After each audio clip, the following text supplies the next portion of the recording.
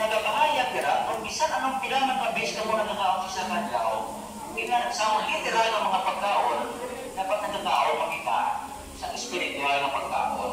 Ang verse 1, kapitulo 1, versikulo 3 sa Pugna, ako na revelation, nagapahayag kira, bulahan ko nang nakabasa, bulahan ko nang nagapamati, tapos bulahan pa na dito nagatuban. Halimbawa, nabasahan mo karon na dili mangawat, hindi mangawat. Mangawat ka ba? Kung sino mong dinakabuhi mo na, ang inakalay, hindi ka na yung mangawat. No? Halimbawa, nagahambay na dili magpatay, mapagpatay ka ba? Ang pagpanglibak, isama na ako. Kaya nga sa barangay Norte, wala na may nagamarites. Kaya ang pagmarites, sa bangay ka mo, pag nalibag-labrad, no? Medyo natin.